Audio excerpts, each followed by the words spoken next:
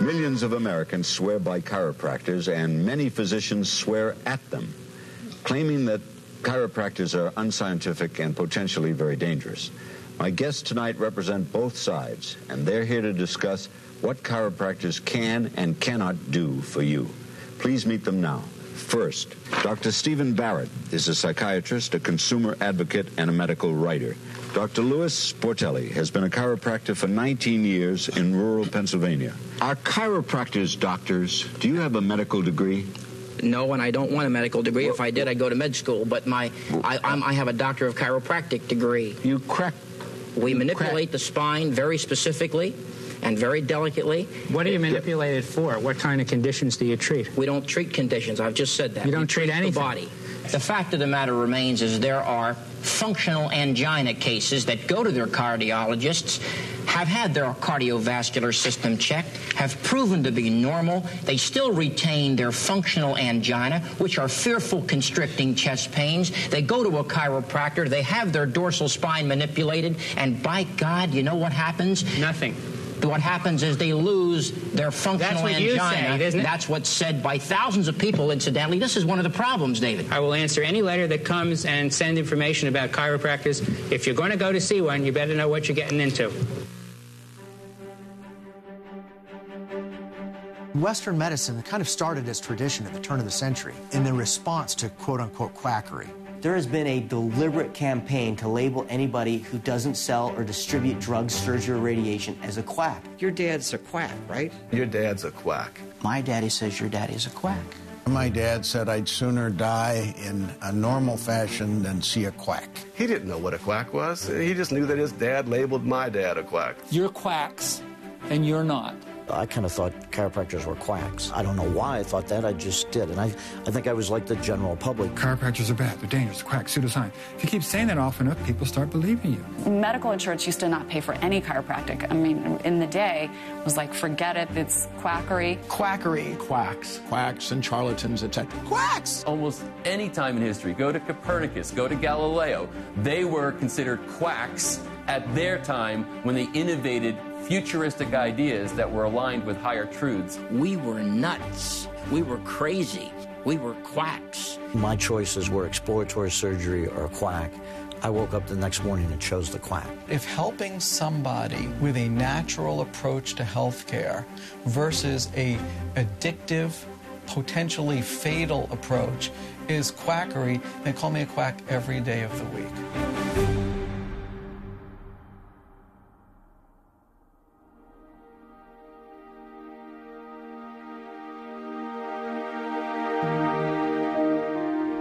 This is the town of Houma, Louisiana, one of the most southernmost parts to the west of New Orleans by about 50 miles. This is where my dad stopped the car when he drove down from Davenport, Iowa after chiropractic school, and this is where he began his practice. It was one of 4 states that had yet licensed the profession. He didn't realize that it was also going to be the last state to license the profession. And the reason being is that the AMA, Political Medicine, at that time had a committee who were charged with containing and eliminating the chiropractic profession. The chairman of that committee happened to be from New Orleans. He wielded great influence in the legislature and in politics in our state. And that's why Louisiana was the last state and why chiropractors in Louisiana were especially demonized. At the Chicago headquarters of the American Medical Association is the spokesman for the majority of its 110,000 doctor members, able publicist Dr. Morris Fishbein, who opposes any radical departure from long-established medical practice. We insist that the practice of medicine is a doctor's problem.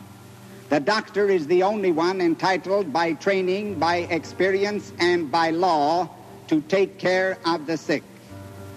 Medicine is still a profession. It must never become a business or a trade, never the subservient tool of a governmental bureaucracy. You can trace medical racism back to one man. His name was Morris Fishbein. He owned the AMA from 1924 to 1949. He was its executive director, the editor of its journals. He was dubbed the medical Mussolini by his contemporaries because he was such an effective tyrant. That was an environment that my dad and many other people were practicing in. And it took a lot of courage, it took a lot of conviction, and a lot of belief in what they were doing to stay the course. Not only was it tough making a living back at that time, but it was tough socially and culturally.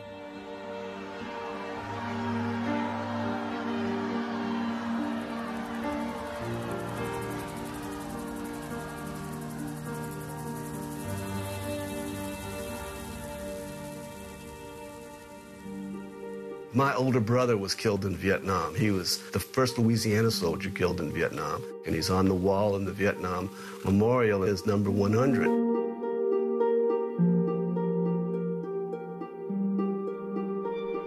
Soon after my brother was killed, my mom just went into a depression. She took it very hard, and she wouldn't leave the house. Dad finally got her out one night. He says, "Pat, come with me, we're going to bowl." He bowled once a week with a group of people in a bowling team. And Mom said, "Okay, I need to start getting out." And within 30 minutes, I recall them coming back home. And Mom had been visibly upset. She was still crying. She went into her room. And I looked at my dad and I said, "Dad, is it Raymond, my brother?" And Dad said, "No." He says, "There was a medical doctor who happened to be on the other team that we were bowling against. And he made a big stink that he wasn't going to bowl if a chiropractor was going to be on the other team." Your mother, in her state, she kind of went off on him. She says, "I just lost my son in defense of this country. I gave my oldest son up, and you're going to treat my husband and my family this way?" She was really upset about it, and Mom talked about that until almost her dying days. She used to always remember that one incident and how cruel and insensitive medicine could be to her and her husband. Part of this contain and eliminate strategy was they labeled chiropractors unscientific cultists. And that was in an era where the cultists were pretty nasty people. Chiropractors were put right into that boat. Cults back then were Charles Manson, and the evil that he prevailed on those people in California. And then you had a guy like Jim Jones. Made all those people drink Kool-Aid.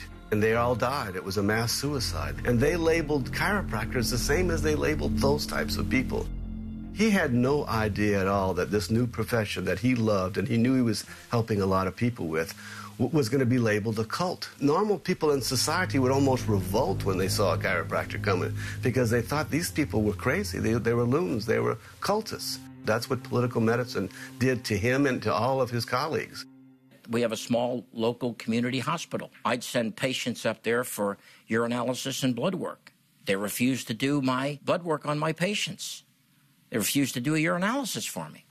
Later I find out that the joke up there was, well, what does a chiropractor want to do a urinalysis for? They probably don't even know what it tastes like.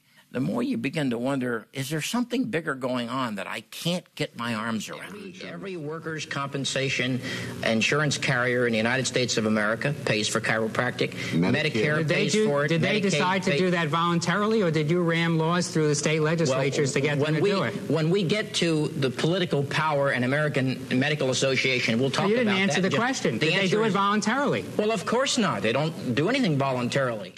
The AMA in 1963 formed a committee on quackery whose goal and objective was to contain and eliminate the profession of chiropractic. And they did it in the most clandestine way possible.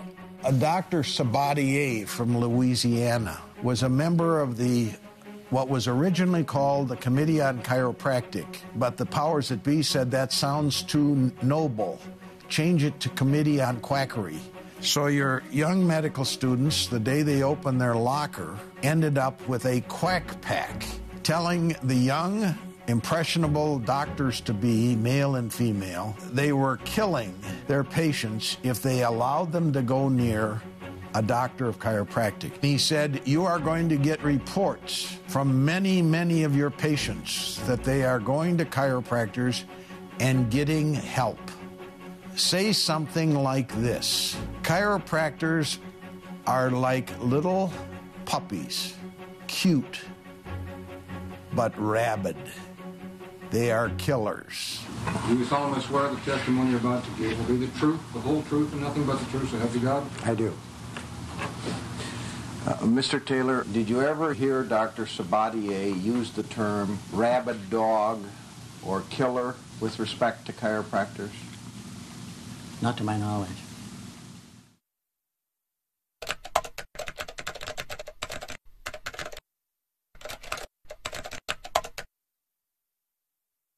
And then comes the day that I recall like it was yesterday. Got a brown unmarked package in the mail.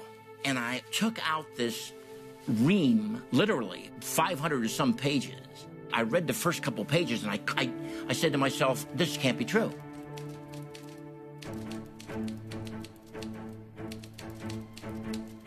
It purported to be copies of original documents from the American Medical Association and other medical trade associations. They engaged in a nationwide, lengthy, widespread, illegal conspiracy to destroy chiropractic. This became dubbed Sore Throat. And Sore Throat decided that his very life might be in jeopardy, but he agreed to talk to a group of chiropractors at a seminar.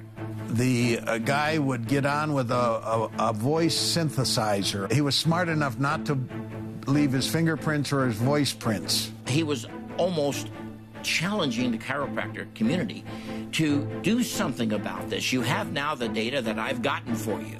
So here was an audience, prepped and listening to the speaker, and all of a sudden, Sore Throat comes on. And he says, I'm a medical doctor, and I've worked for the AMA for a number of years. Approximately 2 years ago, I finally woke up and found myself working in the middle of a morally corrupt, politically and economically motivated organization. Wow. Think about those words to the ears of doctors of chiropractic who've been oppressed for all these years. At first, they maintained that the documents that the Sore Throat had distributed were fake. But then it turned out that we found them out in the state, county, and local society files. And I asked them, where'd you get them? And they said, well, the AMA sent them to us. And then we asked the AMA, why don't you have all of the documents that we're finding out in the boonies? Their answer to me was, well, we gathered all those documents together and the janitor mistook it as garbage and disposed of it. I'm a lawyer. I'm not an idiot. They were killing off enough people, so it didn't make any difference. Do you know how many they killed off? No, I don't know. In fact, didn't you search for the number of malpractice or deaths attributable to chiropractic on numerous occasions? No, I don't ever remember searching for chiropractic deaths. Isn't that something you'd want to know if you were making a statement that they were killing off so many people? I usually did know. You did know? What was the figure you were able to come up with? I have no figure that I could give you. His deposition, I think, was so paramount in why ultimately the case was won. He was, to be quite honest, very arrogant. There was one part of the deposition where he was asked, did you know anything about the education of a chiropractor? And his answer was, I didn't know anything about it. I didn't know the difference between a chiropractor and an antelope. I didn't know anything about chiropractic when I went to the AMA. I didn't know anything about chiropractor from an antelope.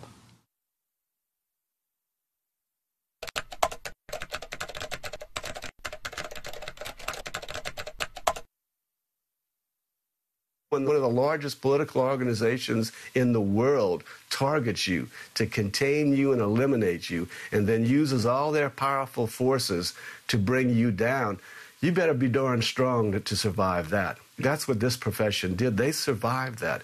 And they instilled in those future generations that, yeah, someone's going to be a little skeptical, but there's a reason for that. Understand that reason and go beyond that. The essence of the findings was this was a profession that in its treatment and diagnostic methods was sophisticated in an area that had been overlooked otherwise in medical science. It was severely against the public interest that the professions were fighting with each other, with faults on both sides. The public and patients would profit so much from these professions actually working together rather than being involved in a marketplace battle. Does the AMA have power today?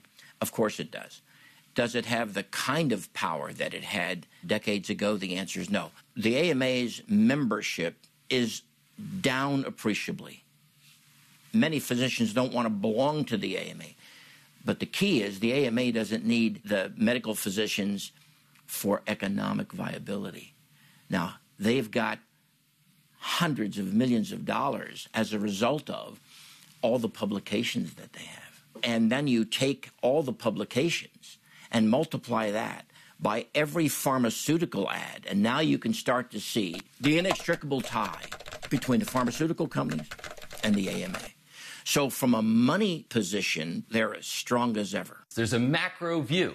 You could take a deep dive into the little pictures. You've got the medical industry, the pharmaceutical industry, the insurance industry, the legal industry, the food industry. You got government regulation. All these things interact and have impact on individual people's lives. And when you take a step back and look at the macro view, you recognize the whole thing's been doctored. But in order to understand all these individual pieces, you really have to take a step back and see the big picture. What plagues me every day was literally the millions of people who never went to a doctor of chiropractic because they had been brainwashed into believing that chiropractic was not credible. There are some things that are forgivable and some things that are not. I can't tell you how many times patients would come to me in desperation after they had been everywhere and would say, if I only would have known about chiropractic sooner.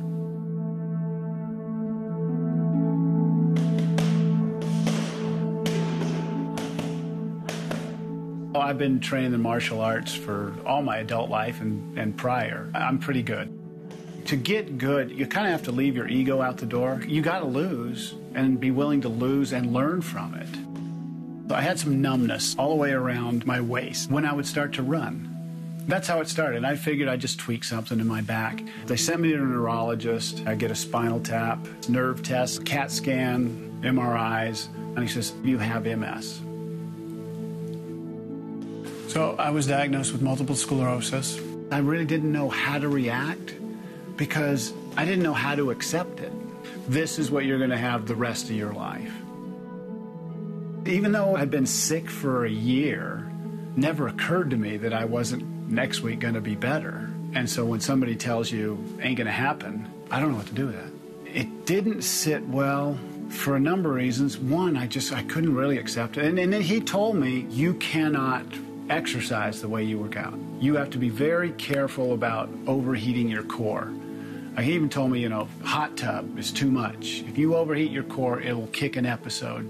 Going to the gym, working out, that wasn't just something I do. It's kind of part of who you are.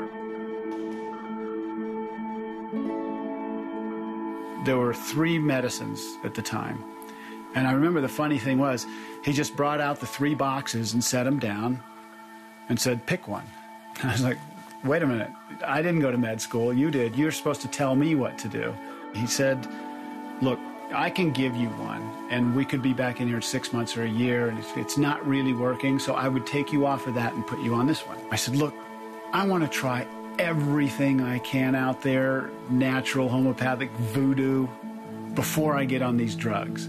Because the list of what it could do for me was this big, and the list of possible side effects is like this, and one of them suicidal tendencies. That sounded nuts to me. I kept going to the gym for my own well-being, my own psyche. In my mind, if I stopped moving, I may not be able to start again. At my core, I've always felt the body was made to heal itself if it's given what it's supposed to have. I firmly believe that. I'm not going to let this thing define me.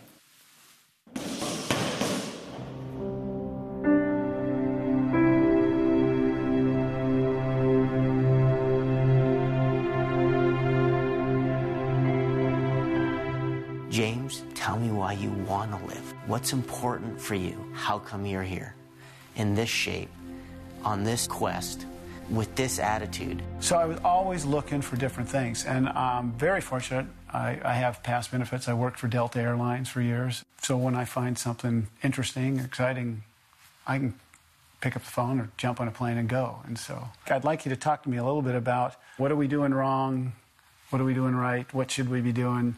Well, I'm not interested in your MS. I'm interested in you being well and you being healthy. So let's just stop talking about the MS for a second, or whatever the diagnosis that they come in with. And I say, no matter what, between now and the end of your life, and I don't know when that's going to be. What is your greatest chance to have a wonderful experience between now and then? The things that kill 80% of us are chronic illness, lifestyle illness. Literally 8 out of 10 people will die of lifestyle illness, of chronic illness. It's suicide by lifestyle. How we answer the question, why are people chronically ill, determines everything downstream from that. So if you believe people are chronically ill because they have an innate defect genetically, then you don't believe you can prevent. And your solution to get them well isn't about getting them well at all. It's how to palliate them along the predetermined path of worsening chronic illness and early death. And that's the system, isn't it? So who sold us the bill of goods? And why? Because there's money in sickness, James. It's the leading industry in the world. The biggest contradiction in our culture today is calling medicine healthcare. Medicine is not healthcare, it's sick care. And when you take sick care and provide it to a culture like healthcare, then you end up with a sick culture. And that's why we spend $2.7 trillion per year on what we call healthcare, and we're incredibly sick as a culture. I don't think any of us would have a problem spending that much money if we got results, but we're not getting the results for that investment. We're not going to be able to afford these choices. It's a simple, basic reality. It's a fatally flawed system that eventually, most experts believe, will crash. And then we're going to have to rely on solutions that truly address the foundational causes of the healthcare problems that people are facing. Every year, 125,000 people die from properly prescribed prescription drugs. There is significant pressure from pharmaceutical companies to continue doling out as many medications as possible.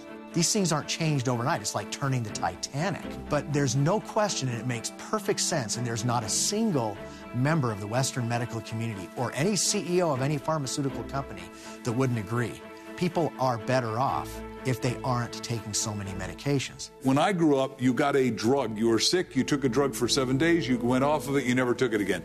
They started selling continuity drugs, and they say, not only this, but we expect you to take this for the rest of your life. We don't want you to get well, because if you get well, you stop our cash flow. There's plenty of cash flow. There's more than enough. But what happens is big pharma's in a scarcity model, and as long as you look out of eyes of limitation, you're going to see limitation. The United States represents 5% of the Earth's population, yet we manage to consume over 50% of all prescriptions written worldwide.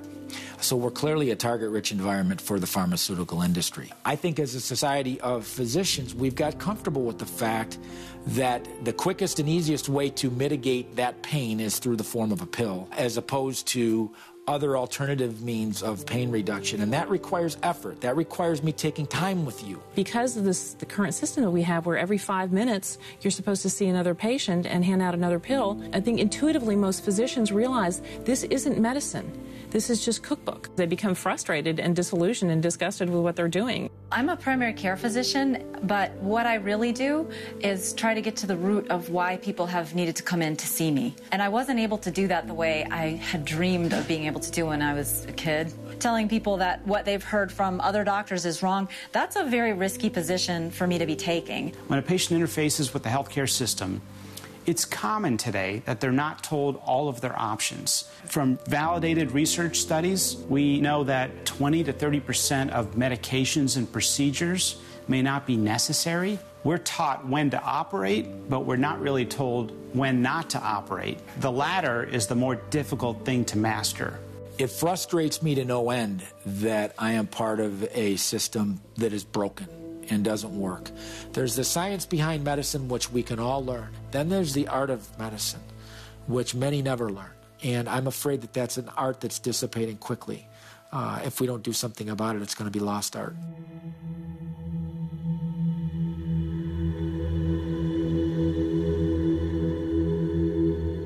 I've seen, I would say, a dozen doctors, so-called specialists in each of their fields: heart, spine, brain, everything. There is something inherently wrong deep down inside me. I know that. I've been tested for everything under the sun. I could drop dead tomorrow and I wouldn't know what it was of. And I don't think Western medicine does either. They've been most unhelpful. Nobody has had the good sense to say, Mr. Morris, we don't know what's wrong with you. Instead, they make up all this crap. You have this, now go see that guy. He'll take care of it. And all that time, everybody's passing the buck. I felt increasingly I was just being treated like a number. I really feel my life is in the balance. I think that I need help that Western medicine isn't giving me, and therefore I'm sort of throwing myself at the feet of alternative medicine. I'm willing to try things that I thought were nothing but shamanism. Big Pharma has taken the power out of the medical doctor's hands. They have commercials on television that say, if you have these symptoms, go see your doctor and get this drug. I mean, when you go to see your doctor, you tell him your symptoms. The doctor's supposed to know what the best drug is for you. You're not supposed to go in and say, I need this drug, I have these symptoms.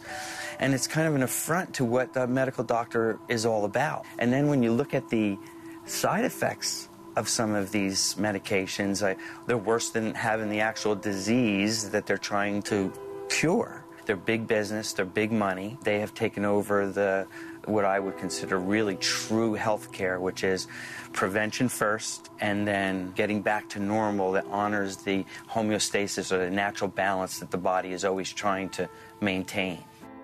James, tell me how old you are. I'm 52. 52, and you've had MS. You were diagnosed with MS when you were 38 years old? Yeah, so 14 years. Okay. Tell me the main symptoms, what you experience from a day-to-day basis. I call it wobbly. My legs just kind of give out. Yeah. When it gets bad, I need a cane to walk. And then fatigue, really bad fatigue. I'm going to begin the exam today on your neck. I'm going to be looking for the same thing that I look for in my other patients who have MS, frozen shoulder. I analyze their spine in a way, even though they're different disorders, and I find a very similar outcome in the examination. On October of 2009, my car flipped about 5 times, and they found me in the back seat. My neck was broken, face was fractured.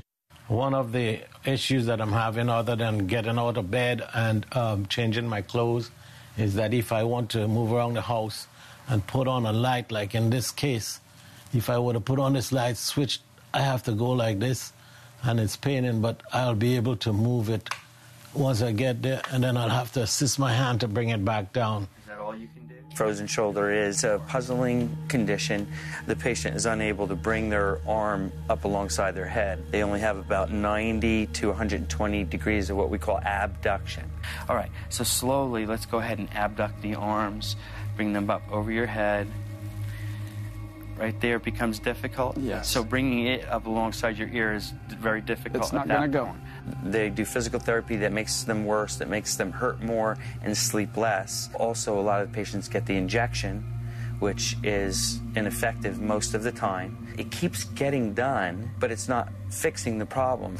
And I thought to myself, well, it may be a weakening or a malfunction of the spinal accessory nerve. And now I have this paradigm that I built in my head that the skull and the spine support a part of the nervous system that runs the shoulder. And go ahead and bring the arms up, see if they'll come all the way up. You got to be kidding me. Yeah, I'm not kidding. This thing that had been around for so long that people knew nothing about was being resolved with this chiropractic adjustment. And a patient came into my office. She said to me, I've decided to have surgery. And I said to her, well, I don't think that that's going to fix your problem, but I totally understand that you want out of this pain. Before you jump to this, I want to examine you in a new way. I analyze people in the same way that I analyze a frozen shoulder for this lifting and rotation of the skull on the first cervical vertebra.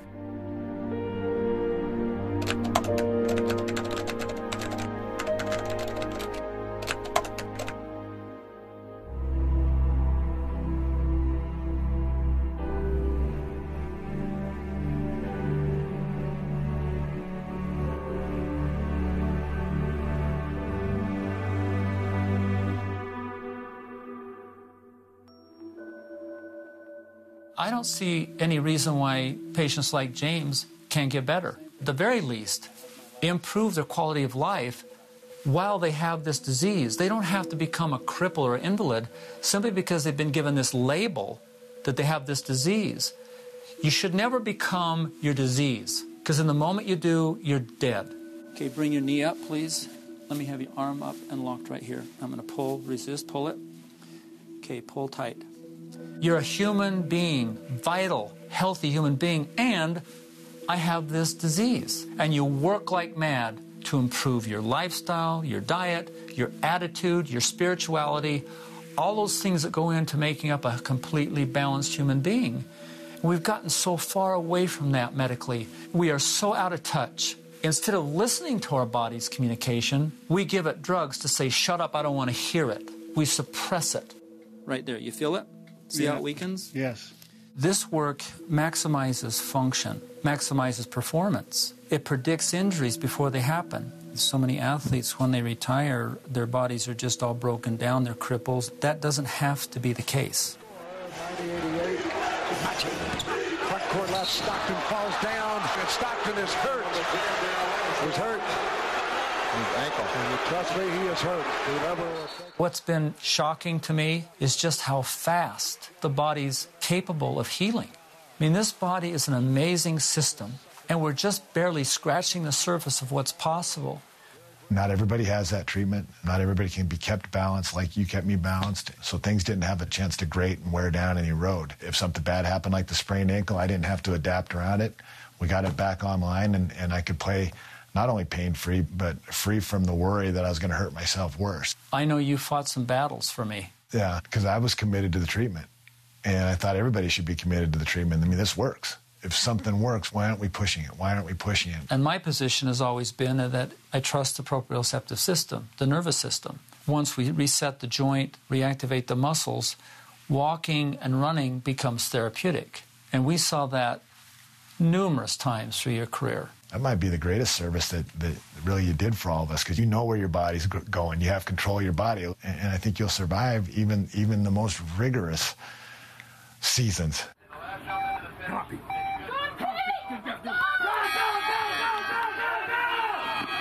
Okay, Peekaboo has got to take advantage of her smooth course now. Her powerful German rivals, led by Katja Zeisinger, purposely chose later start numbers, assuming the track would speed up. And they're also counting on course. As an athlete, you rely on your body for everything. It becomes your means, it's your vehicle. I can remember when I first met Dr. Bueller, I found out that so much stuff was shut down and I had so many imbalances. I'm going to pull and you resist. Pull tight. Pull up. Nice.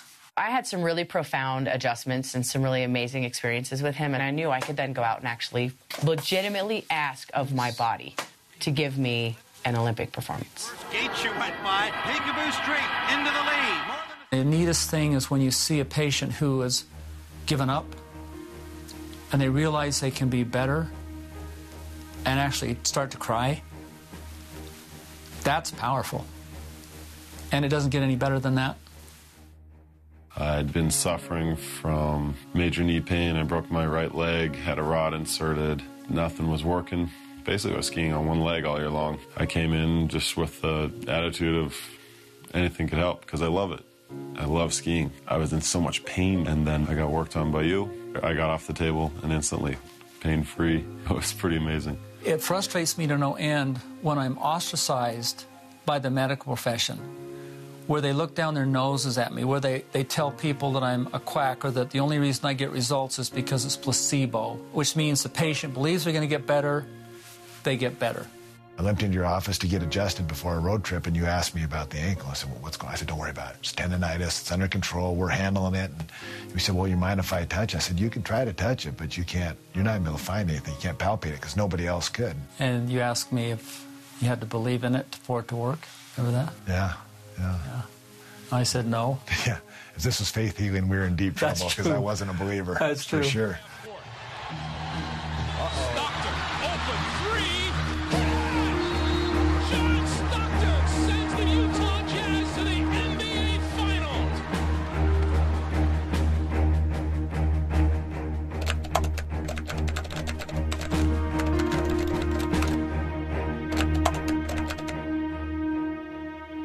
I've been called a quack. I've been called a charlatan. I've been told I diagnose things that don't exist, that I treat conditions that I shouldn't be treating, that I'm a liability to patients. As a chiropractic physician, I've spent my entire career fighting for the right to practice. We are up against the most powerful lobbies there are, the medical profession, the pharmaceuticals. Consistently, we're fighting to prevent legislation to carve us out of insurance, reimbursement. It gets exhausting, but right now we are fighting for our very survival as a profession. As a medical student, I don't think I really ever heard chiropractic medicine come up ever in my formal medical training. And I really didn't know what to think of it. In general, they just sounded to be high risk and unestablished. Many people have said, I don't go to a chiropractor because I'm afraid. I've heard that maybe chiropractors cause stroke. The research does not say that whatsoever. What they determined after looking at these thousands of cases is that an individual is no more likely to suffer a stroke after a chiropractic visit than they are after a medical visit. What we do now know is that people who have the pathology, which is called a dissection, in the arteries in the neck, you develop neck pain because the artery is separating. That inevitably leads to a stroke, and it doesn't matter whose office you go into. Because like somebody who has a heart attack, you can be feeling great, you develop some arm pain. The process is the same, and it's just as devastating, except when you get a heart attack, you haven't got anybody to blame. Medicare is the largest health care system, and in general, people are very satisfied with it. Our seniors go to their doctors, and they're covered for most conditions. And with chiropractic being a more natural approach to care, many seniors would like to start there first. The problem is that with Medicare, they only cover 3 codes for doctors of chiropractic out of 10,000. That means the patient is limited by what they can get reimbursed for. The insurance industry is often run by medical physicians. So the payment scheme that they've developed tends to go towards that direction. It doesn't really make anyone a lot of money if a patient can go to a doctor of chiropractic, get some naturally based treatment such as an adjustment, some nutritional advice, and talk about exercise. There's not a lot of money in that, but it's awfully good for the patient. We look at someone from head to toe, not only what their pathology is, if areas have been injured, but what their functional integrity is. It comes back to observations that were made over 100 years ago where neurological function was increased without using drugs or surgery, specifically by an adjustment. Since that time, it has been known that the consequence of chiropractic applications have been based on the nervous system. We really didn't understand the brain over the last 100 years as much as we understand it today. When you start looking at the brain, your treatment protocols radically change. We were taught to use certain anti-anxiety medications like Valium and Xanax. But as soon as I started scanning people, I stopped using them because I saw that Valium and Xanax and medications like that pretty much work like alcohol in the brain. And over time, they cause suppression of brain activity. And I go, ooh, I'm making people worse. See, if you don't look at the brain, you have no accountability for making your patients worse. Psychiatry is broken. Psychiatrists make more money if they see 4 people in an hour. So it's become 4, 6 people in an hour. Here's the medicine. What are your side effects? Does it work? Let's try this. Okay, I'll see you back for $175 for 15 minutes in a month. Our time is up. Okay. It's crazy. It is just a total crazy mess. In order to really make proper diagnosis, you need to understand their biology and their psychology, how they get along with other people, what's the social situation in, what are their spiritual beliefs, not necessarily religious, but why do they care? What does their life mean? And when you treat them, again, in a biological, psychological, social, spiritual way.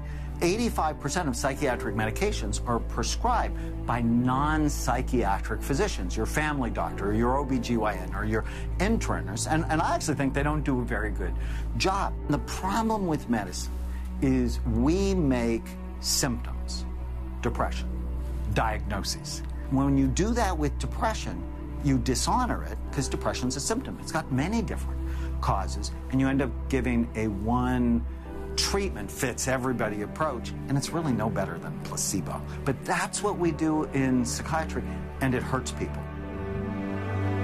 And we want to just have you stand up. We're going to get your blood pressure and your pulse rate standing up.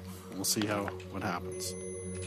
Medical doctors, they're not putting their hands on patients. I think that that's really lacking in medicine. They go through so many rotations. They kind of become desensitized. We attract patients that have been basically, I don't know if chewed up by the medical system is the right way to describe that, or the fact that they've exhausted everything in the medical system.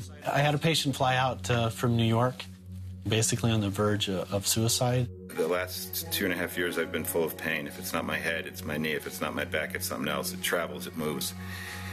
It messes with my heart, it messes with my head, and most of all, it's gotten to the point where it's beating my soul up.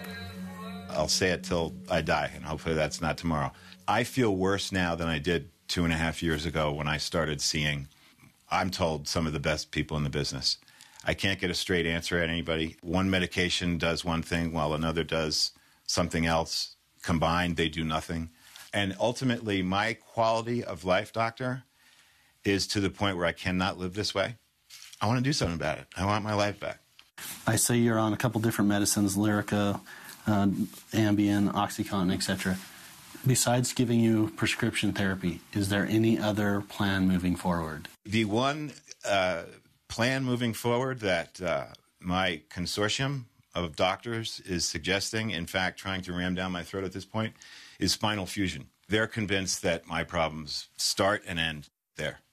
The medical profession looks from a pathoanatomical point of view when they look at an X-ray and MRI. In other words, they want to see something wrong with the anatomy. That's why they can find a degenerated or abnormal herniated disc and say, there, right there, I can prove it to you. See on this X-ray MRI?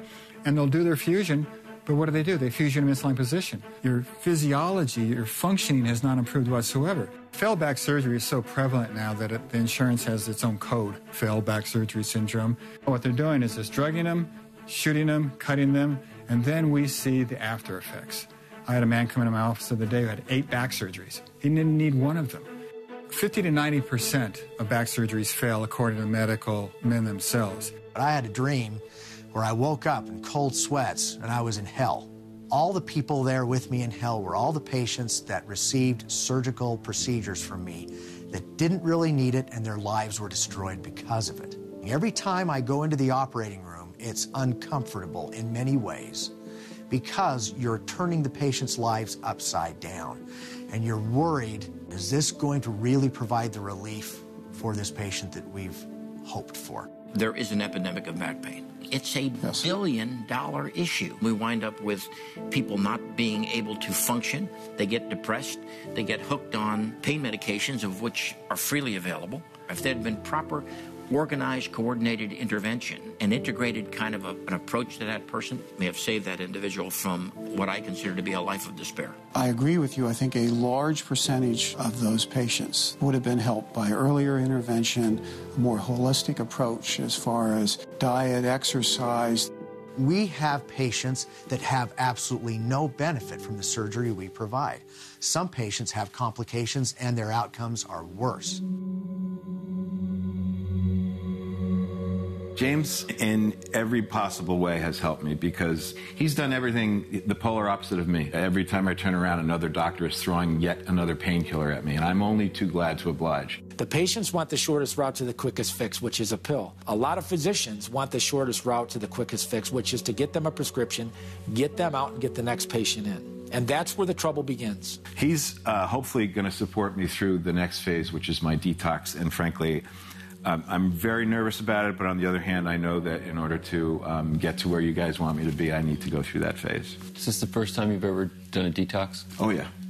Purdue Pharma, the company who puts this drug, OxyContin, into the marketplace, pleads guilty that they misrepresented the addictive aspects of this drug. They said that it was less addictive than other drugs already on the market, where it turns out it's more. They pay a $600 million fine, but when you look at the amount of money they've made on this, it's astronomical. And here's a drug that now took people who had back pain, a manageable problem. They get put on this drug to try to control that problem, and next thing you know, they substitute their back pain for a drug addiction. And James, what was different for your experience about how you went about treating it or addressing your own health than what Brian had gone through? When I was diagnosed, it took about a year to come up with a diagnosis. My neurologist gave me the different drug options, and I didn't want to get on them. I almost feel guilty of having not been that person that he was, who obviously had some sort of fortitude and brass that made him say, no, I'm not going there. Whereas me, I'm like, what do you got? Okay, bring it on. I'll take it. I feel on a certain level ostracized because I'm, let's face it, a junkie, which a week from now I'm going to address. I don't expect the detox to go smoothly.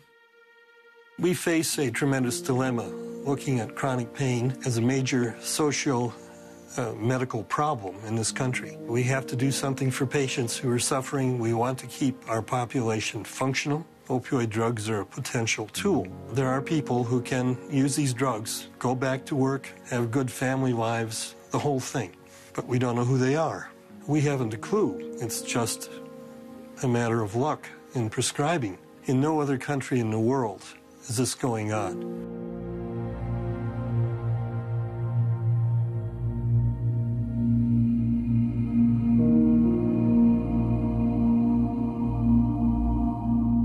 The process for Brian is going to be long-term. It's not just pain that we're dealing with here.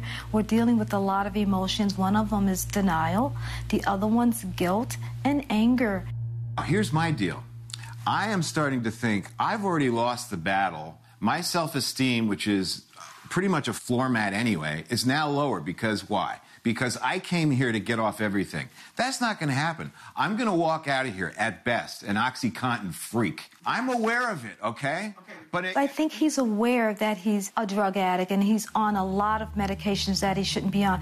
It happened by accident. You know what? If you're in pain, you take a medication, you feel the medication is not working for you, so you need a stronger dose. You end up on 3 or 4 drugs before you know it. It grows to that point very fast. I'm not passing the buck, people. I'm culpable. But I'm not fully to blame. The number of overdoses that we see in this country now from opiate narcotics supersedes all other overdose deaths from illegal narcotics combined.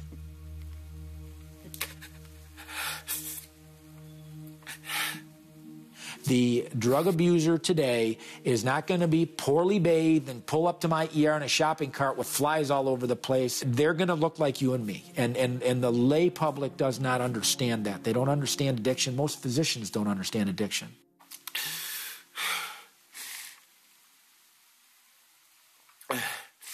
The influence that the pharmaceutical industry has on healthcare in general is all-inclusive. They have their hands in every aspect of healthcare, and they have their agenda being promoted through every level of healthcare. You're talking about very deep pockets, and you're talking about very highly politically active companies. Merck is invading the planet. They are everywhere, buying off politicians and pushing their dangerous cancer virus vaccine that's been proven that 18,000 plus people have had adverse reactions, autoimmune diseases, and even death. A big pharmaceutical company like Merck, like GlaxoSmithKline, like Pfizer, all of whom have been sued for billions of dollars, paid all these billions of dollars of fines, which become the cost of doing business for them, basically. The government could go in there and say, we're cutting you out of our programs. We're cutting you out of our Medicare program. We're cutting you out of Medicaid. But they won't do it because they need the other drugs they have. It's literally another form of addiction that they have. But the consequence of all this is that people are dying. The last time I checked, we're the most sophisticated healthcare system on the planet. So is this really a public health problem? Or is this a Wall Street growth initiative? And the truth of the matter is it's probably both. The Justice Department and our law enforcement partners have reached an historic $3 billion resolution with the pharmaceutical manufacturer GlaxoSmithKline. GSK sales force bribed physicians to prescribe GSK products using every imaginable form of high-priced entertainment. This action constitutes the largest health care settlement in United States history. Now, to you and I, $3 billion sounds like an enormous amount of money, and quite frankly, it is. But when you compare that to the profits of the drugs that GlaxoSmithKline were fined for as far as their practices, it's a cost of doing business at that point, but lives are lost in the meantime. I mean, people are dying. Nobody goes to jail. As a pharmaceutical rep, I had a 6-figure salary before I was 30 years old. I had a company car. I had a stock portfolio. I don't have any of those things now. Now I have a bunch of karma to reverse. Now I have a conscience issue that I have to deal with. Our beautiful little girl, Candace, died by hanging 4 days after ingesting 100 milligrams of Zoloft. Found Jacob hanging from the rafter in our attic. It wasn't the disease that caused my daughter to viciously mutilate herself. It was the drug. These parents believe the drug companies had evidence there was a risk, but never told them. They weren't given good information. They had no idea that they were taking a risk that this child would go into their room and hang themselves. They were 7 years old. How many 7-year-olds hang themselves? They don't if they're not on these drugs. The whole game is rigged. Vioxx, put out by Merck, killed more people than U.S. soldiers that died in the Vietnam War. They are smart enough to understand the implication of their actions. They're smart enough to understand that they can be destroying families, that they can literally be killing people. What kind of a human being does that? It's one thing when people make a mistake. It's another thing when it's volitional. Well, the economics of a drug company are pretty basic. They're a corporation put together to make a profit for the investors. But if a drug company came up with a product that would cure a problem, every time they treated someone, they would lose part of their market because that person would not have to come back. They would not be able to make a profit. They don't want anyone else to have it, so they would hide it. One of the things that I was trained to do when I worked with Bristol Myers Squibb was how to psychologically profile a physician in order to know how to approach that physician and best influence their prescribing habits. I very often would know better what a doctor's prescribing habits were than the doctor himself. So the way that I was very effective and the way that most reps today are very effective is simply through bribing physicians through the things that they like. It was not uncommon for me to be chauffeur-driven around in a limousine. Flown in on a private jet, name my price, and stay at the top of the Four Seasons. That happened. What doctors should be aware of, and what I'd like psychiatrists in particular to be aware of, the pharmaceutical industry doesn't have any respect for you. Behind closed doors, they're talking about which drug whore to get to promote their products. And that's what they're calling doctors. They have no respect for their whores, no matter how much they pay them. If physicians are following guidelines, and that always means prescribing medications, we get more money. So we're talking about a major incentive to just get that prescription written and just convince people to take their pills, no matter how lousy it makes them feel. Many times patients do come in asking us or telling us what it is they feel that they need. And oftentimes those medications come with a substantial side effect profile or the potential to create addiction. So as a physician, we're no longer really physicians, we're providers. And our patients are really no longer patients. They're subject enrollees in a third-party healthcare system which has a legitimate stake in how we as physicians spend their money. The way we solve their problem in the short run is through the prescription. And while that may be indeed a quick fix and a happy customer, we can't assume that our patients understand the concept of downright addiction. They understand that I give them a pill, they feel good, and their pain goes away, without necessarily understanding the longer-term repercussions. The central tenet of the physician-patient relationship is trust. And if that trust is breached, then we have a real problem on our hands. And we're starting to see that now. We get brainwashed, and we come to believe that things like chiropractor and naturopathy and acupuncture is all quackery. As physicians, we have become basically indentured servants to the medical insurance industry and prostitutes for the pharmaceutical industry without even realizing it or thinking about it. And you cannot see a person for 5 minutes or even 10 minutes or even 15 and just hand out a pill and expect them to get better when, really their depression is caused because they have, a husband who's lost their job and his son who's in crisis, and they're working 2 different jobs and not sleeping. That's the underlying issue. It's not a deficit of Prozac. Children are the largest expansion market available to the pharmaceutical industry, bar none. Children have nowhere to go. They don't know how to put into words, they don't know how to communicate the side effects that they're experiencing. They don't know to relate them to the drugs. Their behavior escalates, or their maladaptive behaviors escalate, and they get more drugs added to them, or they get the dose increased, and then they become delusional and they hallucinate, and all kinds of things happen to them, and they don't even know how to articulate it to their caretakers. It becomes an add-on business technique to sell more drugs and to have lifelong customer bases. All kiddos have health insurance. They're either covered by private insurance or they're covered by Medicaid. So therefore you have a guaranteed reimbursement in terms of insurance, and you have a refill, a guaranteed refill consumer, because the doctors are going to encourage the patients to refill their prescriptions. The parents are going to make them refill their prescriptions. So this is a marketing ploy in trying to get our children on drugs, because they have recognized that not only are they all covered by insurance, but they're lifelong customers if they can get them on drugs at an early age. Utah's Division of Child and Family Services once tried to force the parents of a boy named Parker Jensen to have him undergo chemotherapy for Ewing sarcoma. That polarizing, highly publicized case began more than 5 years ago and has continued since then in the courts. A federal court yesterday threw out a lawsuit from the parents of Parker Jensen, but the boy's family says their battle is far from over. I remember the call. The oral surgeon said, you need to come on in and we need to discuss the results. And he sat us down and he says,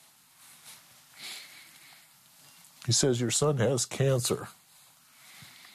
And how devastating that was to hear that your 12-year-old has cancer. When that MRI came out, there was nothing there. They could not find anything in the MRI, and that was our first kind of, I guess, relief. Like, ooh, it's not as bad as they had said it to be. And they did, a bone scan, and that came out negative, and they did a CT scan, and they did chest x-rays and all these things to try to find some cancer, and every one of those tests came out negative. Yet the doctor still kept saying, well, we still expect you to come, Thursday morning to start chemotherapy. He said I had invisible cancer and that I had to do chemotherapy anyways. We saw all these efforts to try to just rush and railroad the Jensens and Parker into chemo. That's not normally the way doctors behave. Almost a year of chemo with bad side effects is not something that responsible parents would agree to without being satisfied this is really the right thing. My dad printed off a huge list of all the chemotherapy drugs. I remember looking through all of them, seeing what they did, side effects of each drug, how many there were. On a lot of the drugs that were just going to make you a little bit sick, as we were told, we found out 2% of the people die. Just flat out die. Others have major organ damage, tissue damage, brain damage, sterility. Initially, we thought maybe it's just ego. The doctor that we weren't supposed to see, but we happened to see, had sponsored a clinical trial for a particular disease, Ewing sarcoma, and it was about ready to be shut down unless they got more 12-year-old white male subjects. The pathologist in the lab was pressured into assigning it Ewing sarcoma. They haven't even taken a blood test yet, and they were forcing chemotherapy, and they reported to the state that he had 2 weeks to live. If people know that they have that ability, that power, it's just a matter of time before somebody will abuse it. My parents have always known best, and I can't really ever say that they've ever made a mistake parenting-wise. Early on, he looks up at Barbara and I, and he says, Mom, Dad, I'm not sick. And it just solidified in us that we're right. He is not sick, and we got to fight this. Now the case goes to the state court and the Federal Court of Appeals, where the Jensens hope there is a final decision on whether their right to decide what is best for their son was violated. I didn't want chemotherapy because looking back on all the tests, they were telling me that they were negative. The doctors were saying that they were negative. Everyone's saying that it was clean. I don't want this, that I want them to just leave us alone. That's when we were threatened that they would take him away, and we had 3 days to get our case together against the state. We finally found the Brzezinski Institute. We were going to take Parker to have this second opinion. When they found out, they issued warrants for our arrest. Little did we know that the fight would be World War Jensen. Here the fundamental charge was that you were somehow negligent parents. Negligent because the government knows best. We would get to a point of disparity where you had the feds looking for you, you had the local police, you had the state police. We're basically in exile because we have these warrants out for us. One night Darren said, if I go to jail, you are not to bring Parker back. You are not to turn him in. And Darren was charged with kidnapping his own son and because they were neglecting to treat him. For several weeks, my family was on the lam, I was in jail. I mean, I'm willing to be responsible if I make a wrong decision. That's what parents are for. Darren and Barbara Jensen charged with kidnapping and medical neglect because they refused chemotherapy for their son. What really kills me is at the end they said that we didn't win, we just didn't lose either. Yeah, it was our non-loss.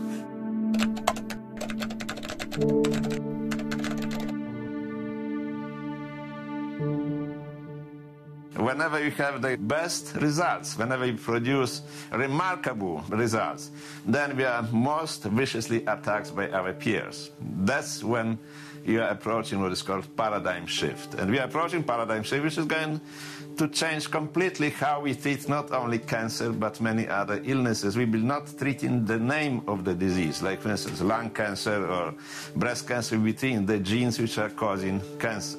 On the 20th of October, 2011, I had a brain tumour, a seizure, at my office in Melbourne, Australia.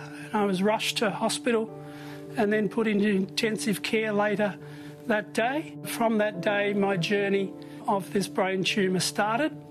We went and saw Dr. Charlie Teo in Sydney, and he looked at me in the eye and said, "Whatever you're doing, it's not working." And it was one of the most frightening things I've ever heard in my life. A very close friend of mine said, "You've got to go to Dr. Stanislav Brzezinski," and here we are today with the greatest news, which is there is a reduction in the tumour and we are on the journey of a miracle. This is the baseline scan, which is dated April 19, before the treatment. This white cloud, this is the tumor growing back, despite that it was removed. Then the upper scan, which is May 29 scan, does not show the new tumors anymore. His tumors completely disappeared. Basically, we are operating with molecular switches which are regulating activity of the genes involved in cancer. And antiplastons exist in our body. They work as molecular switches. They turn off the activity of the genes which are causing cancer, which means that as long as you have the right amount of antiplastons in the body, according to our hypothesis, you shouldn't get cancer. And every cancer obviously has a set of genes which is causing the tumor to grow. My son Dustin was only 2.5 years old at the time. He was diagnosed with a brain tumor the size of a golf ball. The doctors told us Dustin had only a few months to live. In April of 1994, we visited Dr. Stanislav Brzezinski in Houston. An MRI 6 weeks after we started Dr. Brzezinski's treatment revealed no tumor. To this day, it has not reappeared. If you look at Dustin right now, he is a happy, healthy 4-year-old who has outlived his prognosis. I didn't look into medicine to make money. I looked at medicine to help people, and that's what I'm doing. You cannot pay me enough to do what I'm doing and go through years of harassment. I could not really profit much from this because obviously antiplastons, which are clinical tests, are not yet approved for commercial use, and I have to give them free to the patients when we treat patients. There is no financial incentive. There is only financial disaster if you look into this. To approve single medication in the United States costs the average of $1.5 billion. I must be crazy. If I stop doing this, I'll be looking like a coward. I'm not a coward, okay? I would like to do what I feel is right. And I've proved many, many times that I am right. I proved this to the most powerful agency in the United States, which is Food and Drug Administration. They were trying to put me out of circulation, put me to prison for life. They horribly lost.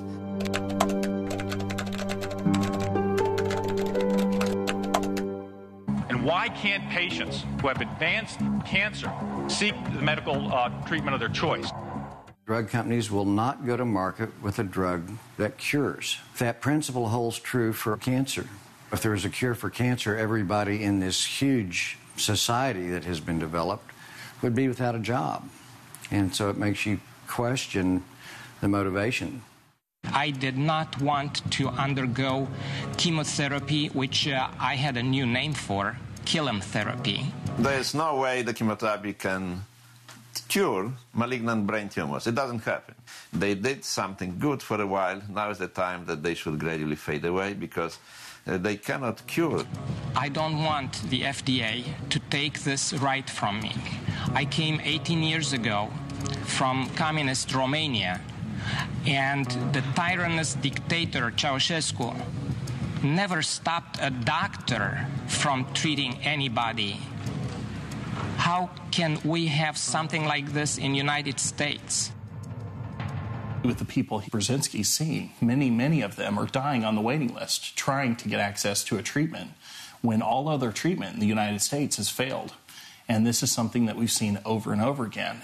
And the FDA and the government is actually standing in the way and sentencing them to death by saying, hey, we have to approve you to do an experimental treatment, even though all other options have failed. Everything the system does is screaming at us, do not innovate, just stand in line. I have a report from my family physician which tells how well I am doing. My tumors are leaving my body. Now the FDA is saying to me, no, your doctor is a criminal. He should be put in jail and he needs to be shut down. This is criminal. Here are these people that would rather you die than to try something that they disapprove of. They would rather you go to your grave. They'd rather see you in a morgue with a toe tag on than to see you get cured. Because if they don't like the cure, if they don't bless the cure, they don't want you to have it. People ask me all the time about Ashlyn, who's my 10-year-old with autism, and said, Lamarck, what happened? I said, well, what the start of it was two very serious reactions to two different sets of vaccines. And they said, well, how can that be? I said, well, did you know that there is a separate federal court system for vaccines? Right? And their mouth always drops open as if, well, what do you mean? Vaccines are safe. We don't have a separate court system in the United States of America for vaccines. I said, we absolutely do. When's the last time that you had informed consent? When you were given vaccines, were you given the list of ingredients? Do you read your food labels? Nowadays, people are saying, yeah, I read my food labels. I want to know what's going on in my body. Have you read the ingredients? Well, no, I haven't. Have you read the possible reactions? Because when you read what my daughter experienced is on the label. But my pediatrician believed that it was so safe that it was impossible to have a reaction. That's terrifying to me.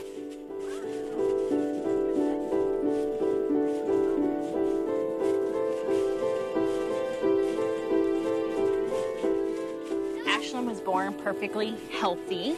She was perfect. And then we started to take her in for her vaccines on schedule 2, 4, 6 months. After every set of vaccines, she had a reaction. At 4 months, she had a high-pitched scream that was just persistent and didn't stop.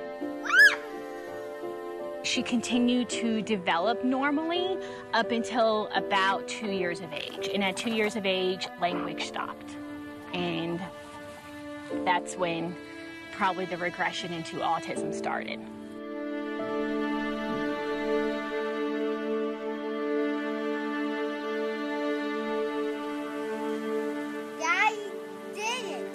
Daddy did it? Wow, that's a good using your words there, sister. Daddy did. Bad daddy. Bad daddy. Bad daddy. Bad daddy. If we would have been given the vaccine label, it describes a textbook vaccine reaction. Once we read that label, it was just amazing to see that this was all there in black and white and should have easily been caught. From that point on, I think is really when we got our real schooling in American medicine and what they don't tell you. In 1986, the vaccine companies were having great financial problems and many going broke because of the suits for injury and or death of children receiving vaccines. So Congress passed a law that prohibits American citizens from suing vaccine companies for any reason, including death. They established a separate court system to hear the cases. That court receives 70 cents of every vaccine that's been administered since 1970. Literally billions of dollars have been spent in paying off the families of these injured children. The requirement is that they must not tell that they were given any money or how much money they received.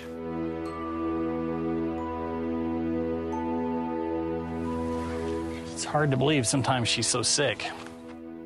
This is a travesty.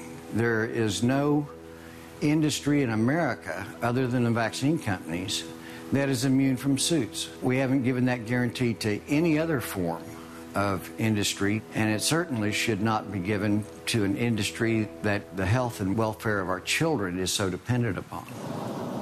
Evan, what did you do at Aunt Kristen's house? Did you play with blocks? No talking? Evan was diagnosed with autism. They said I would just have to come to grips with the fact that he was going to go to school and get a job or live someplace where he needed help. Diet doesn't matter, and, you know, vaccines have no play in this. Vaccinations were a huge advent in the history of healthcare. Saved millions of lives. But we've gotten out of control with the vaccinations. I think when I was a kid, I had to have 6 vaccinations before I entered school. Now these kids are getting upwards of 26 vaccinations. That's just plain insanity in my world. You're putting all that stuff into a child's body. What about kids who have hypersensitivity to the mercury that's put in vaccines to preserve them? Whoa! There's going to be a certain number of kids that are going to have these dramatic reactions. A lot of neurological conditions are caused because of the reactions they have to those. Where are we? Dr. Tony. Dr. Tony? I go inside. Yeah? We made an adjustment, and you could see that kid's power come on. It was like his brain turned on for the first time. Dr. Tony, yay! Yeah. I do a truck. What's that? A truck. A truck? It was such little adjustments to his nervous system to make such huge gains. It was the adjustment that got the stress off of his system, that turned his brain back on, that allowed him to go back into that growth and development stage that a kid innately should be in. Cat in a hat. Cat in a hat. His 3rd birthday, he had maybe 5 words. 5 words, yeah. A month later, it was pages of words. Where are we going? What are we doing? I'm to the bus. We're going to the bus. Where does the bus take you? Take the bus. Oh, take the school. Oh, the bus takes you to school. Seeing the vacant look in Evan's eye and knowing that something wasn't right and seeing that go away is incredible. Hi. How are you? Good. These individual cases cannot be considered to be scientific proof. You can't generalize from them, and yet they open up in our minds an enlarged sense of what is possible. What if chiropractic helps 10%? A randomized controlled trial says there's no benefit, but for that individual patient, there's a benefit. How do you spell Evan? E. What? E. Yeah. A. Huh? N. So how do we deal with that? First, we never claim genuine evidence that chiropractic has been scientifically proven to help the majority of cases of whatever the visceral condition is. Second, it is legitimate, assuming it is spoken honestly, to say to a patient or potential patient, there are some individuals with this condition who appear to have been helped by chiropractic care. It only takes one white crow to prove that not all crows are black. It's a pretty simple equation. Chiropractic first, medicine second, surgery third. Always the least invasive, least harmful method first, and then you work your way up. You don't start with the surgical situation. You don't start with the side effects of medication. You start with the possibility of the most conservative effect first. Mr. Oliver here was born early. He arrived about 5 weeks early, and the reason he did, he had a little tiny hole in his heart, and it left blood kind of still going back through to his lungs and gave him a condition called persistent pulmonary hypertension, or PPHN. So basically he couldn't get enough blood through his lungs to get oxygen to the rest of his body. I'll never forget what they said to us the first thing when we checked in was, your son is very sick. And to hear somebody tell you those words when you see him with all the tubes and everything, it was pretty hard. This 6 weeks journey, we saw the absolute crazy incredibleness of modern medicine and how they can save a life. We got the most amazing life-saving emergency care there was, and we trusted them. The doctors were incredible. And they had 2 people on him 24/7, making sure this machine was perfect and he was good. But that time, we had that burst suppression show up, where his brain had that spikes of seizure activity and then went dormant. They were locked and loaded. They said, he's going to have seizures, he's going to have delays. And they told us that he had a 50-50 chance of having cerebral palsy, and at best that he was just going to be severely developmentally delayed. So at that time, with the seizures and the activity there, they wanted us to keep him on phenobarbital. Well, it was just the craziest situation in the world for me, because I am a pediatric chiropractor. My whole life's focused in neurology and taking care of these kids with seizures and delays, and here I was being told that he was going to be certainly one of them. Just like we had faith in them to save his life, we had 100% faith in chiropractic and what I could do to get his brain put back together, to let his nervous system heal. There's studies that show that phenobarbital just destroys a child's IQ. It destroys their livelihood. We made the choice not to do that. And it was really hard because the same people that saved his life, and we were so, so grateful for them. And, you know, I mean, they gave us our son. It was really hard to then question what they were saying. We knew what those drugs did to people, and we knew that they didn't allow for this. We knew that chiropractic could give him life back.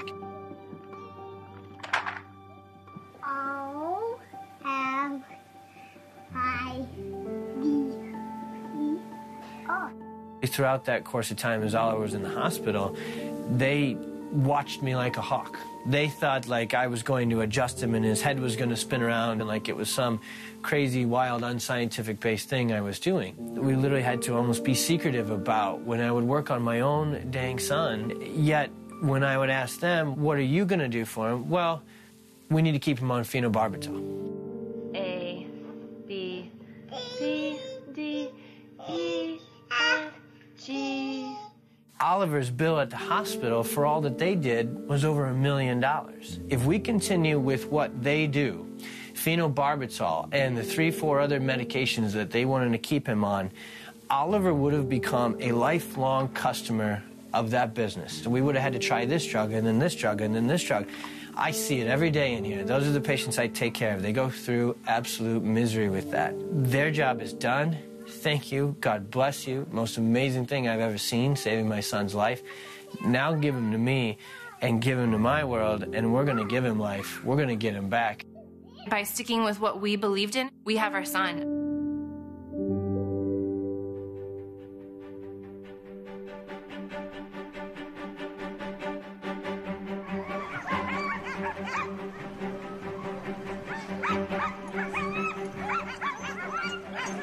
We're getting ready for the start of the 40th annual Iditarod Sled Dog Race. Thanks for being with us. Chiropractors and doctors like them, they're putting their families in jeopardy. They're putting their legacies in jeopardy. They're putting their livelihoods in jeopardy to treat a person. I will go to somebody like Jason West the rest of my life, but I literally had to walk through an immense amount of fear to get there. You have to walk down a path possibly you've never walked down. You have to walk into the face of adversity. I've known Lorelei for a long time, and we've, got to know each other hanging out on the Iditarod Trail. You're tuned in to coverage for the 2012 Iditarod ceremonial start here on 4th Avenue. I'm Lorelei Canine. When I was probably 10 years old, my mom, she was diagnosed with lupus and was being treated for lupus, and she also had rheumatoid arthritis. She took so many different medications, and eventually as she got older, they became stronger and stronger. That added onto the depression, which she was taking medication for also, and eventually took her own life in 2004. Having known that my mom had lupus and that my sister had rheumatoid arthritis, my aunt has rheumatoid arthritis, I was approaching 30, and I kind of was waiting to experience symptoms like RA or like lupus, and I was hoping that it wouldn't hit me, but it eventually did. I didn't know where to go. Thanks to a very good friend of mine, I heard of the West Clinic. She took what I gave her, the information, and she went to Pocatello. They found Lyme living in her. She has since gotten her sister there, Karen. They have found Lyme in her. And so it begs the question, did her mom die of Lyme disease? It's tough to know that there's a place in the world that could have helped my mom.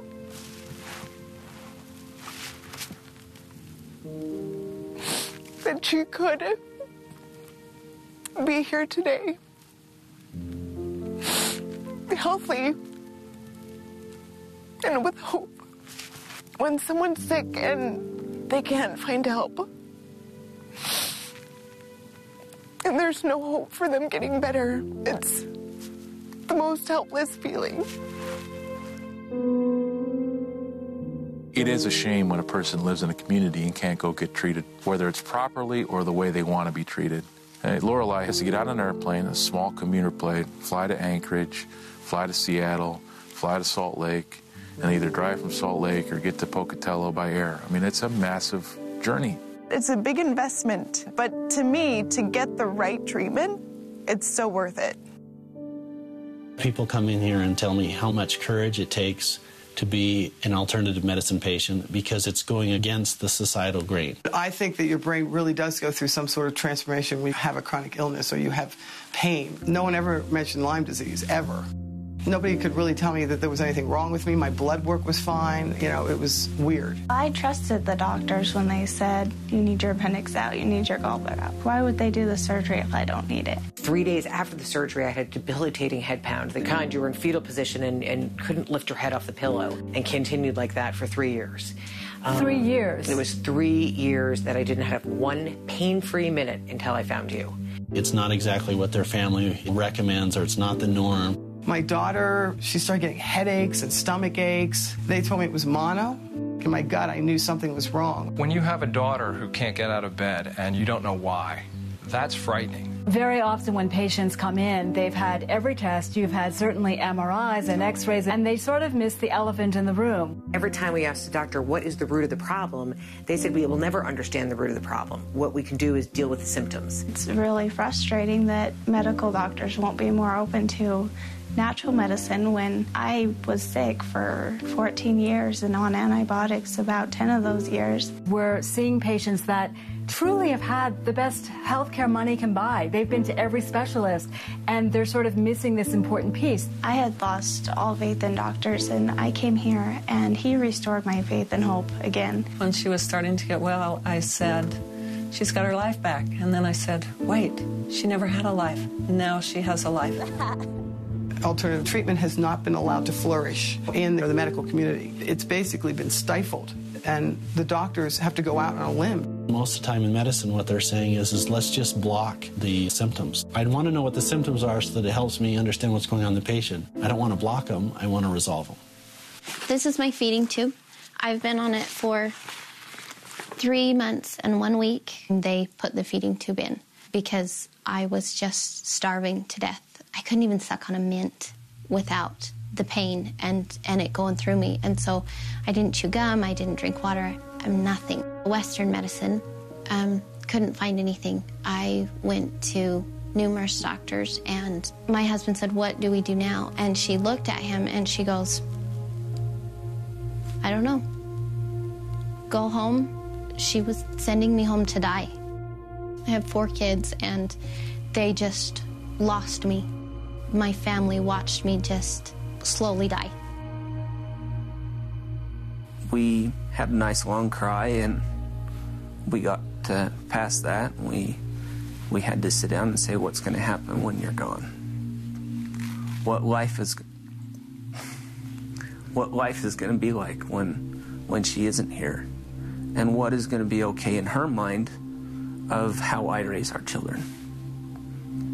And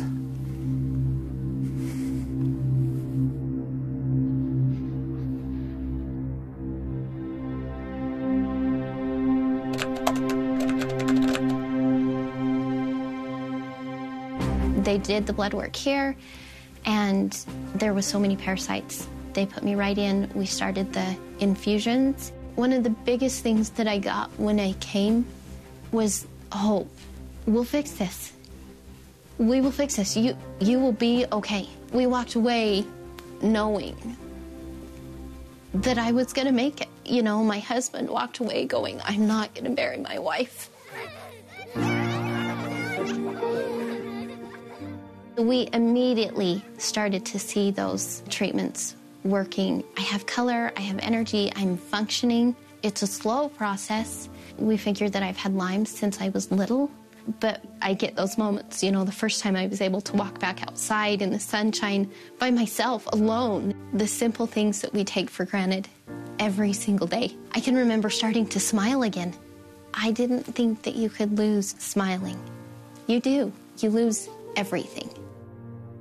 Just over 3 weeks ago, we were able to pull the feeding tube. I try and introduce like a new food every couple days. I am able to be up and around with the kids. I'm a mom that likes to be involved and be the room mother and to do all of that stuff, to get to be a part of it. And I haven't been able to do any of it. I mean, nothing.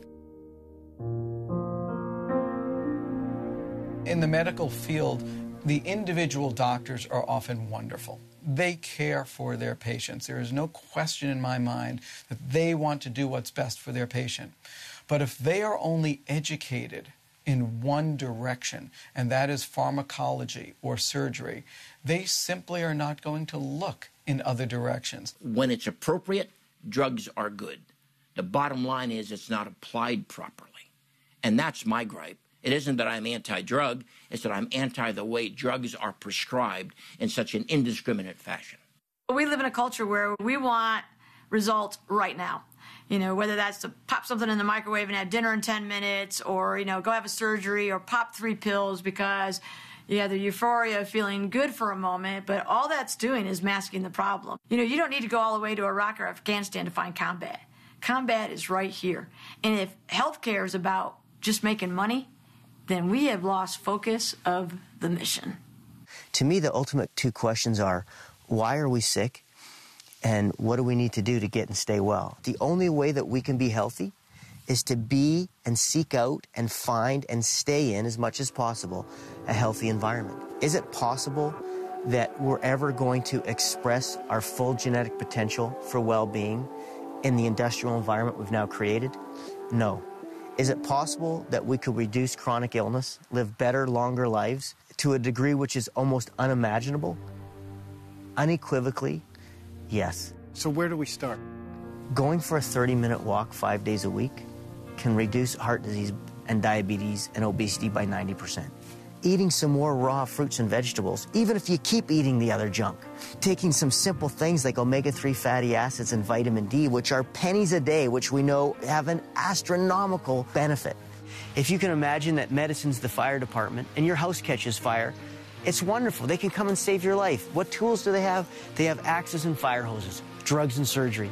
But it would make no sense to call them back the next day to spray your house down again. And it would make no sense to have your house regularly sprayed down so that you didn't get a fire, because the things that are useful in an emergency are not the same things that provide us with our genetic requirements for nutrition, for exercise, etc. The focus has gone from how we live in the environment that we've created for ourselves to looking inside through a microscope to try and find out this weakness that's causing this illness. And so our well-being is totally dependent upon the quality of the ecosystem that we live in.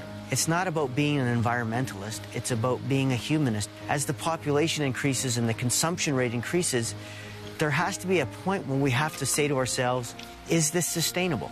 There's this long delay that's occurred between the consequences of our actions destroying the environment we live on and the consequence which is going to destroy us, because the laws of this earth or this universe are laws that we cannot live outside of. One of the largest obstacles that we have is the way we grow food in this country, both with how we're growing our crops as well as how we are growing and raising our animals. Our crops are all genetically modified. They're monoculture, full of chemicals, preservatives, and dyes, completely lacking and missing nutrients.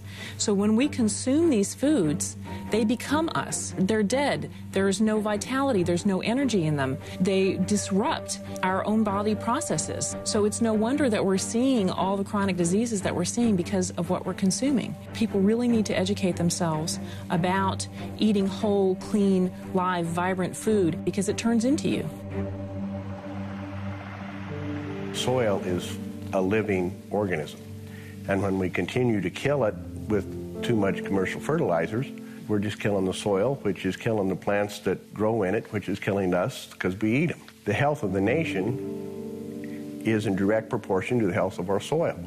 We need to learn how to take care of our soil so it'll take care of us. Chemical fertilizers allows us to get high yields, so we get lots of pounds over the scales. But the consumer doesn't get the benefit of that because there's no minerals, there's no substance in the food.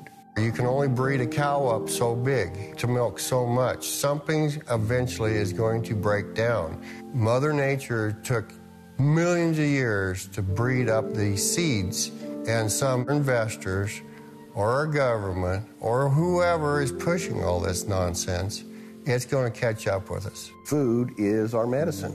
You can afford to pay a little higher price for food if you know it's healthy. Farm policies have never been about better farms. Farm policies have always been about cheaper food. If you're in politics, if you're in power, the cheaper you can feed the mass population, the happier they're going to be. I don't know where it's going to end. I really don't. And it's scary. I'm an 11th generation farmer, and it's going to probably end with me. And it's heartbreaking.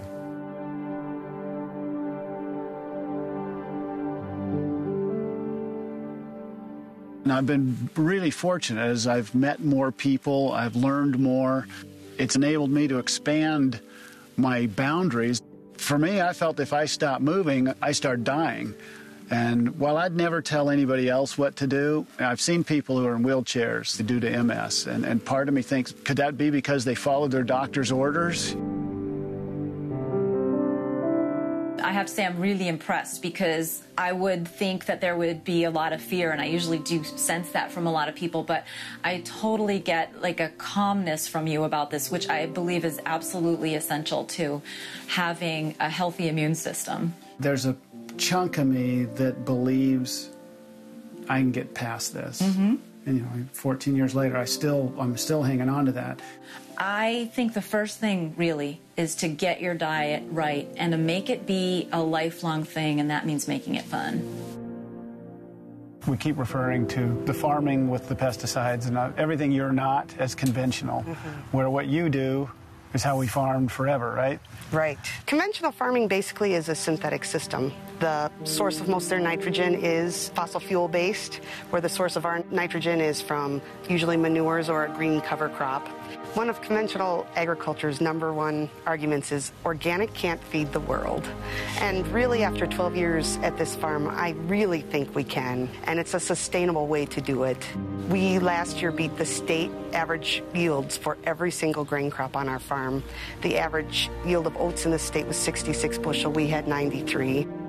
This is a beautiful soil, and I've really honestly come to believe, you see the aggregation in it and the way it crumbles.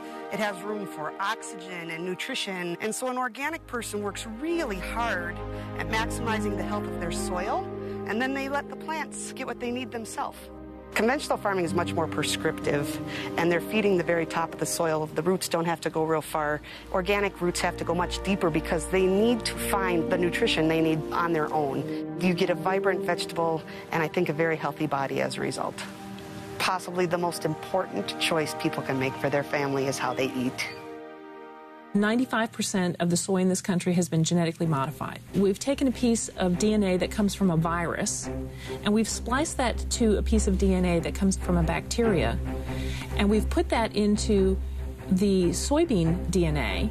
So a virus, a bacteria, and now a plant, their DNA are all being mixed. So you've created DNA that's very bizarre, that the body recognizes as a terrible foreign invader, and then we're consuming that. In the past 20 years, since we've seen genetically modified foods introduced into this country, our rates of autoimmune diseases have gone up 400%. Terrible. Industrialization has really started to penetrate into the organic market. Not only is the genetic engineering a problem by creating antigens that have never existed before, but also a big portion of the reasons why these seeds are genetically engineered is to provide resistance to very potent and powerful herbicides. The primary one is glyphosate or Roundup, and that is just pervasive in all these foods because they spray it like crazy so these weeds don't grow up, and it's highly contaminated, and it's a very potent systemic influencer of hormones and other complications. What do you think about genetically modified food? Personally, I'd stay away from them. We've managed to make a seed that doesn't produce life. And that's on purpose, so you continually buy their seed, so you can't harvest your own seed. Doesn't that seem fundamentally wrong? I mean, isn't that what a seed's supposed to do? Yes, it is. It has no life cycle beyond itself, and that's what we're feeding ourselves? How much nutrients in that? It's virtually impossible to pass effective legislation to provide the simple basics of letting people know whether or not the food they're purchasing has genetically engineered components or not. They have made very specific and vigorous efforts to prevent people from even becoming aware. Fortunately, there's really a huge food movement that is arising. It gets better on a wide scale when consumers start demanding that genetically modified foods be labeled. When those are required to be labeled, then people wake up and they start spending their dollars on non-GMO foods, and that will shift. It's happening already. It really goes back to the roots of what being a physician is all about, which is looking at the whole person. I think that if all physicians thought this way, opened their minds up to alternatives, opened up the communication streams of who knows what where. In other words, we're conversing with Eastern medicine, for example. We're looking more at holistic approaches. We're looking at suitable alternatives, both mechanically with regards to rehabilitation therapy and pharmaceutically with regards to things other than prescription-based drugs. We would find more alternatives, bona fide alternatives that work to be able to offer our patients in terms of getting them better. I absolutely believe that's the case. You're starting to see it happen. There are other complementary alternative medical modalities, what they call CAM modalities, that have yet to really be clearly elucidated, but in my mind make a lot of biologic sense. All of my patients post-operatively are getting ginger oil as well as peppermint oil in their oxygen mask. A lot of the chemical constituents of plants from all around the world have dramatic therapeutic capacity to go into the cell, go into the brain, go into the joint, and provide great anti-inflammatory care. We're seeing a new generation of medical students and doctors rising up saying, how can we be more collaborative with alternative health, holistic health, osteopathic medicine, other things that we don't really know about and that we don't fully understand? How can we have a dialogue? What is in the best interest of this patient? And I think when we start to do that, we're going to learn a lot. If you were to ask me about 30 years ago when I was a medical student at the University of Pennsylvania, if I were going to be seeing a chiropractor as the main healthcare provider in my life, I probably would have said you were nuts. Well, after 8 years of residency, I found out what about every other surgeon finds out, which is that doing surgery is very hard on your spine. I can remember coming home at night in so much pain. And I remember saying to my wife, I said, I don't think I'm going to make this. I think I'm going to have to switch careers. For the past 20 years, you really have become the main healthcare provider for what has basically kept me in practice. It's been very interesting, this transformation within this profession and really within the allopathic profession, who just 15 to 20 years ago was a whole different scenario in terms of their perception of chiropractic, their understanding of chiropractic, and their acceptance. The whole mindset of healthcare is starting to get refocused in a very patient-centered, evidence-based, directed healthcare in which the patient has choices to make. And it's the choices that they didn't have before that, in my mind, is going to change the landscape of the way healthcare is delivered. The baby boomers pushing for all these alternative methods of care. They wanted other answers. They didn't want to just go to a physician and have them prescribe medication and say, take this and it's going to get better. They wanted to know what they could do, how they could prevent further episodes. The ability to think and really problem solve in a new way, it really helps to invigorate and bring joy back into the practice. It should be a joint process of physicians from different disciplines working together to create a paradigm of what we're capable of producing in this country. Many of us are moving into this realm where it's a team. We approach problems from multiple angles. Just like any disease is multifaceted, it's just plain good care. Irresponsibility is taking its toll on society today, and that has to change. The time is now for other methods in healthcare. Number one is personal responsibility.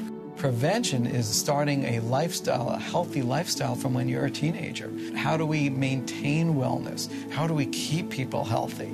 We are entering into a very interesting era of patient attitude, patient empowerment, and that's why I'm so optimistic about tomorrow. If we can change the system so that the patient is empowered better and cared for better, that's what it's all about. You have to know where you came from before you know where you're going. One of the problems in chiropractic, David, the fact that this has been a singular, isolated profession, kept from telling its story. We're saying that we have a right to exist as a viable healthcare delivery system that has been in existence for 85 years and has proven its worth on millions and millions of people. Why try to destroy us? Why try to boycott us? The bottom line in this whole deal is, do the consumers of this country have a freedom to choose the healthcare provider of their choice?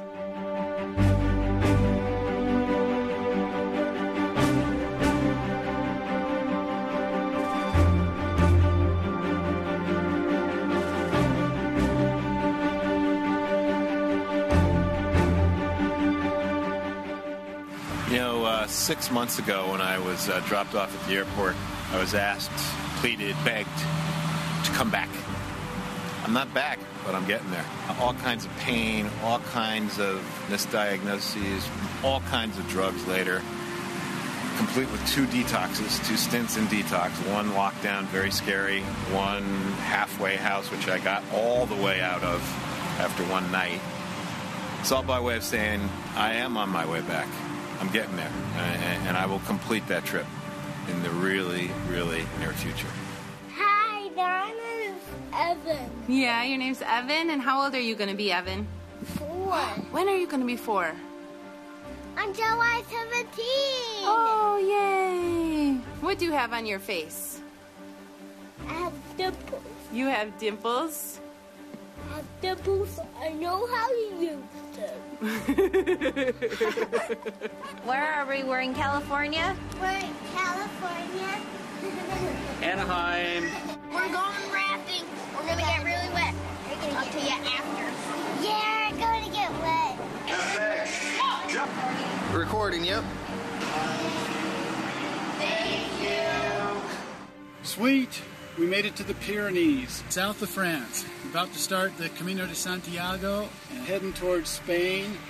I'm healthy, I'm happy, life's good.